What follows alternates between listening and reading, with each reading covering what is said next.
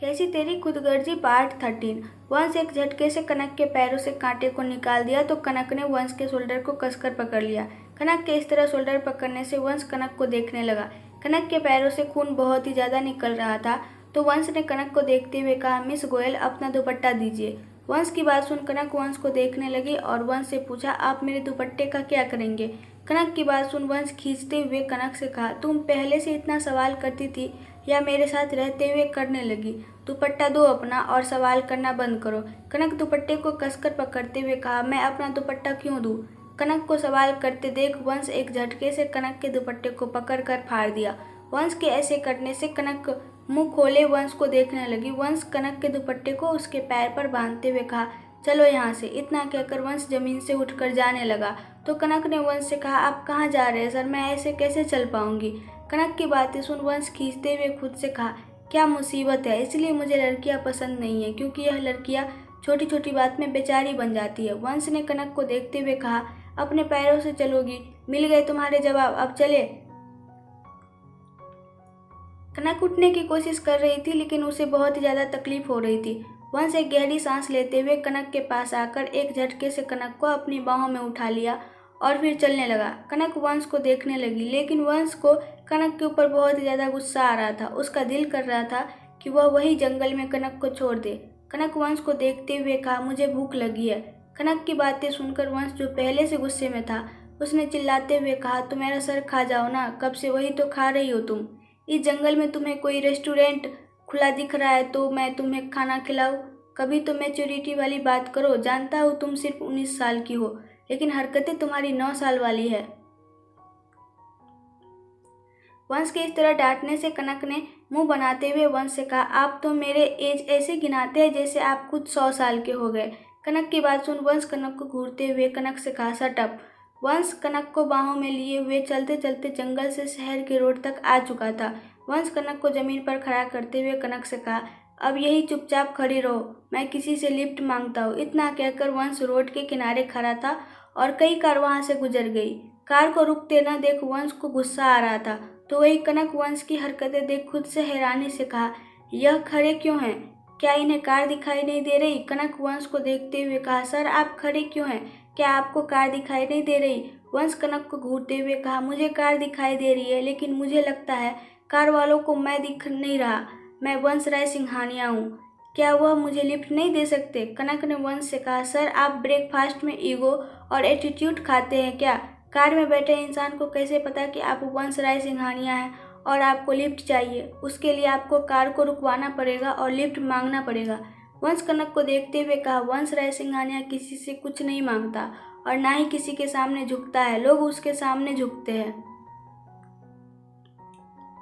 कनक को अब गुस्सा आ रहा था, ऊपर से उसका पैर दर्द दे रहा था और वंश के एटीट्यूड को देख उसने अपने आप से कहा, क्या यह साइको है। उन्हें खड़े हुए 10 से 20 मिनट हो गए। इतनी देर में बहुत सारी कार वहां से आई और गई। कनक वंश के पास आकर वंश से कहा, ऐसे खड़े होकर लिफ्ट नहीं भीख मांगते, खड़े रहिए सर, शाम तक कोई आते जाते आपको चिल्लर दे जाएगा। लिफ्ट मांगने के लिए हाथ दिखाते हैं, आप तो ऐसे खड़े हैं जैसे कोई स्टैचू हो। आपसे नहीं होगा, मैं करती हूँ। कनक की बातें सुन वंश कनक को घूरते हुए कनक से कहा, अच्छा जो काम वंश राय सिंघानिया नहीं कर पाया वह तुम जैसे इमैच्योर लड़की कर पाएगी, और जो काम मैं नहीं कर पाता ना वो कोई नहीं कर पाता, तुम भी नहीं कर पाओगी, इसलिए बकवास बंद करो। कनक रोड पर खड़ी होकर कार को देखने लगी। तभी वहां से एक जीप आई और उसने अपने हाथों को इशारे से उस जीप को रुकने का इशारा दिया। कनक के लिफ्ट मांगने से वह जीप रुक गई। कनक के रुकवाने से जीप रुक गई तो वंश हैरान हो गया और जीप में बैठे 2 लड़कों ने कहा, कहाँ जाना है बेबी, बताओ हम छोड़ देते हैं। उनकी बदतमीजी देख कनक पीछे जाते हुए कहा, हमें नहीं जाना, आप जाइए भैया। जीप में बैठे लड़के ने अपने दिल पे हाथ रखा, हाय इतनी अदा से भैया ना कहो, जानू बोलो बेबी, और अब अगर जीप रुकवाई है तो तुम्हें कहीं जाना जरूर होगा। तुम हमें किराए के बदले अपने इन होठों से एक किस दे देना, हमारा काम चल जाएगा। उन लड़कों की बात सुन कनक पीछे जाने लगी तो वंश कनक के पीछे खड़े होते हुए उन लड़कों से कहा, क्यों नहीं, इसके साथ साथ मैं भी तुम लोगों को दे दूंगा। वंश को कनक के पीछे देख उन सभी लड़कों ने वंश से कहा, हम सिर्फ लड़कियों को पसंद करते हैं, लड़कों को नहीं।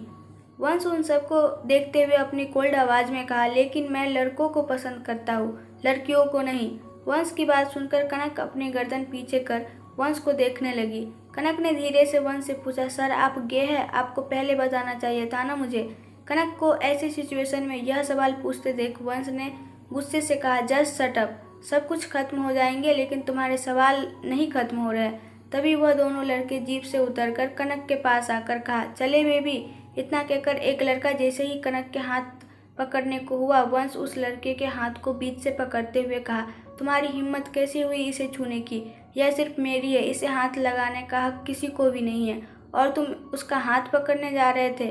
कनक जो वंश के पीछे खड़ी थी, वंश की बात सुन वंश से पूछा, सच में सर मैं आपकी हूँ? कनक का सवाल सुन वंश ने चिल्लाते हुए कहा, मिस गोयल शट अप। उस लड़के ने वंश के हाथ से अपने हाथ को छुड़ाते हुए कहा, तुम अपनी गर्लफ्रेंड के साथ कुछ नहीं कर रहे तो हमें थोड़ा मजा लेने दो उसका। लड़कों ने इतना ही कहा था कि वंश उस लड़के के मुंह पर पंच मारते हुए कहा, मैंने कहा ना वह सिर्फ मेरी है, तो सुनाई नहीं दिया? उसके साथ कुछ भी करने का हक मैंने किसी को नहीं दिया है। वह वंशराय सिंघानिया की है और अगर कोई मेरी चीज पर हाथ डालता है तो मैं उसके हाथ तोड़ देता हूँ। इतना कहकर वंश ने उन दोनों को एक एक पंच मार दिया जिससे वह दोनों जमीन पर गिर गए। कनक ने वंश को देखते हुए कहा, वाह सर आपको तो साउथ मूवी में होना चाहिए, आप क्या फाइटिंग करते हैं। कनक की बातें सुन वंश को बेहद गुस्सा आ रहा था। वंश ने कनक की तरफ पलटकर कनक को घूरते हुए कहा, मिस गोयल यह मजाक का वक्त नहीं है, तुम इस सिचुएशन में मजाक कैसे कर सकती हो। कनक ने वंश से कहा, मैं मजाक नहीं कर रही सर, सच में आपको ऑडिशन देना चाहिए, आप वाकई में सेलेक्ट हो जाएंगे। एक विलेन के रोल के लिए आप जैसे फाइटर विलेन की बहुत ज़रूरत है साउथ मूवी में। वंश ने गुस्से से अपनी मुट्ठी भींचते हुए कनक से कहा, मिस गोयल मैं तुम्हें लास्ट वार्निंग दे रहा हूँ, जस्ट शट अप वरना मैं तुम्हें पनिश करूँगा। कनक चुप हो गई। तभी कनक ने देखा कि वंश के पीछे वो लड़का चाकू लेकर आ रहा है। कनक आंखों के इशारों से वंश को बता रही थी लेकिन वंश को कनक का इशारा समझ में नहीं आ रहा था। वह लड़का जैसे ही चाकू वंश के बैक पर मारता, कनक ने वंश को गले से लगा लिया और वह चाकू कनक के हाथों पर लग गया। कनक के ऐसा करने से वंश पीछे पलटकर जल्दी से उस लड़के को किक कर दिया और उसने अपनी गन निकालकर उन दोनों लड़कों के पैरों पर शूट कर दिया। वंश कनक को देखते हुए कहा, मिस गोयल तुम्हारा दिमाग खराब है, अगर वह मुझ पर अटैक कर रहा था तो तुम्हें मुझे बताना चाहिए था ना। कनक ने मुंह बनाते हुए इशारे से कहा। तो वंश ने चिढ़ते हुए कहा, इशारा करना बंद करो, मुंह से बोलो। कनक ने कहा, आप ही ने तो कहा था चुप रहना वरना पनिश करूंगा। मुझे लगता है आप बहुत कंफ्यूज है सर, पहले आप खुद डिसाइड कर लीजिए मुझे चुप रहना चाहिए या बोलना चाहिए। कनक की बातें सुन वंश ने अपने सिर पर हाथ रखते हुए कहा, ओ गॉड यह लड़की नहीं चलती फिरती एलियन है। वंश कनक के हाथों को पकड़कर कनक से कहा, लगता है तुम्हें चोट खाने का बहुत शौक है। कनक वंश को देखते हुए कहा, अब जिसका प्यार जहर हो तो उसे हर वक्त चोट लगेगी ही ना। कनक की इतनी गहरी बातें सुन वंश ने अपने मन में कहा, कभी कभी यह लड़की मुझे समझ में नहीं आती, आखिर यह चाहती क्या है मुझसे। मैंने सोचा था मैं इसे टॉर्चर करूंगा और कमीने धनराज गोयल को दर्द दूंगा, लेकिन यहाँ तो इसने मुझे परेशान करना शुरू कर दिया है। कनक अपनी आंखें छोटी कर वंश के चेहरे को घूरते हुए वंश से कहा, सर मुझे गाली देना बंद कीजिए, आप मुझे सामने से भी गाली दे सकते हैं। कनक की बात सुन वंश ने कनक से कहा, व्हाट? गाली? मैं लड़कियों को गाली नहीं देता मिस गोयल, तुम्हारा यह छोटा दिमाग बहुत चलता है, इसे थोड़ा आराम दो वरना ब्लास्ट हो जाएगा। कनक ने तंज कसते हुए कहा, वैसे भी वह ब्लास्ट हो ही जाएगा जब वह हर वक्त बॉम्ब के साथ घूमता है। वंश जैसे ही कुछ बोलने को हुआ, कनक ने वंश से कहा, क्या हुआ सर, अब आपको लेट नहीं हो रहा है? कनक की बातें सुन वंश ने गहरी सांस लेते हुए कनक के हाथ को पकड़ते हुए कनक से कहा, जीप में बैठो, हम पहले डॉक्टर के पास चलते हैं। कनक वंश के हाथ को पकड़कर पीछे खींचते हुए कहा, ऐसे कैसे, यह हमारी जीप नहीं है, इनकी जीप है। क्या आप इनकी जीप चोरी करेंगे? आपको ऐसा नहीं करना चाहिए, आप इतने बड़े आदमी हैं, आप पर यह चोरी का काम अच्छा नहीं लगता। कनक की बातें सुन वंश कनक को घूरते हुए अपने दांत को पीसते हुए कनक से कहा, मिस गोयल मुझे लेक्चर देना बंद करो, तुम्हारे पास कोई दूसरा रास्ता है जिससे हम डॉक्टर के पास जा सकते हैं? कनक ने वंश से कहा, हाँ क्यों नहीं, हम लिफ्ट मांगते हैं। वंश से अब उसका गुस्सा कंट्रोल नहीं हो रहा था, उसका पेशेंस लेवल अब जवाब दे रहा था। वंश अपनी मुट्ठी को कसते हुए कनक से कहा, अगर इस बार किसी लड़के ने तुम्हारे साथ बदतमीजी की तो मैं तुम्हें नहीं बचाऊंगा। कनक ने वंश से कहा, सर हीरो बनने की जरूरत नहीं है, आपने मुझे बचाया भी नहीं है, मैंने आपको बचाया है, समझे आप? आपको चोरी करके जाना है तो जाइए, लेकिन मैं आपके साथ नहीं जाने वाली। देखिए सर, बहस करना बंद कर दे और लिफ्ट मांगे, क्योंकि मेरे पैर में बहुत दर्द हो रहा है और आपके साथ खड़े होकर लड़ने से अच्छा है मैं ही किसी से लिफ्ट मांग लूँ। इतना कहकर कनक रोड के पास जाकर लिफ्ट मांगने लगी। कनक को ऐसी हरकत करता देख वंश को बहुत गुस्सा आ रहा था। वंश कनक के हाथ को पकड़कर कनक से कहा, मिस गोयल, मैं यह जीप चोरी करके नहीं बल्कि बाय करके लेकर जाऊंगा, ओके? कनक ने कन्फ्यूजन में पूछा, वह कैसे? वंश ने दोनों लड़के के पास जाकर पूछा, तुम्हारी यह जीप कितने की है? उस लड़के ने दर्द में कहारते हुए कहा, 12 लाख की। वंश अपने पर्स निकालकर उसमें से एक कार्ड निकालकर उन लड़कों की तरफ उछालते हुए कहा, इसमें 15 लाख है, इसका पासवर्ड है 2050, अपने पैसे ले लेना। कनक बिना पलके झपकाए वंश को देख रही थी। कनक वंश के पास आकर वंश की शोल्डर को पकड़कर वंश से कहा, यह जीप तो 12 लाख की है ना, तो आप इन्हें 15 लाख क्यों दे रहे हैं? आपने इन्हें 3 लाख ज़्यादा क्यों दिए? कनक का सवाल सुन वंश ने कनक से कहा, मेरे पैसे हैं, मैं कुछ भी करूं, तुमसे मतलब? कनक ने वंश से कहा, हाँ आपके पैसे हैं, लेकिन आपको। वंश कनक के करीब जाते हुए कहा, लेकिन क्या मिस गोयल, अगर अब तुमने एक और वर्ड कहा ना तो मैं तुम्हें यहीं मार दूंगा। चुपचाप से जाकर जीप में बैठो, समझ में आया? इस तरह चिल्लाने से कनक जीप में जाकर बैठ गई और वह दोनों वहां से निकल गए। फ्लैशबैक एंड हुआ। कनक के हाथों को वंश कसकर पकड़ते हुए कहा, रूहान को अपनी आदत डालना बंद करो, मैं तुम्हें आखिरी बार कह रहा हूँ। कनक ने वंश से कहा, देखिए सर, क्या मैं आपको पागल दिखाई देती हूँ? नहीं ना, तो आप पागलों वाली बात क्यों कर रहे हैं? मैं आपकी कोई बात नहीं मानने वाली।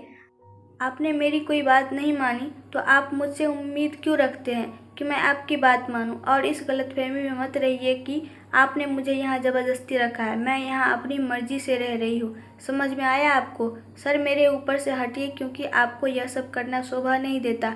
आप एक 25 साल के लड़के हैं और आप 19 साल की लड़की के ऊपर लेट रहे हैं। यह हरकतें तो इमेच्योर लोग करते हैं, आप तो काफ़ी मैच्योर है ना सर? कनक की बातें सुन वंश कनक के ऊपर से उठकर कनक को घूरते हुए कहा, मुझसे बदतमीजी करना तुम्हें बहुत महंगा पड़ेगा। कनक ने भी उसी लहजे में कहा, आपसे प्यार करना भी कहाँ मुझे सस्ता पड़ा, आपके साथ रहते रहते मुझे भी महंगी चीज़ों की आदत पड़ गई है। और कुछ बचा है सर, या मैं जाऊँ? वंश कनक को घूरते हुए कनक के रूम से बाहर चला गया। सक्सेना हाउस में।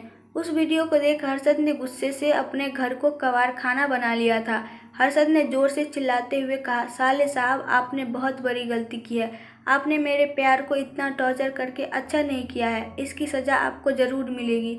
मैं आपको जिंदा नहीं छोड़ूंगा। मुझे आपको उसी दिन मार देना चाहिए था।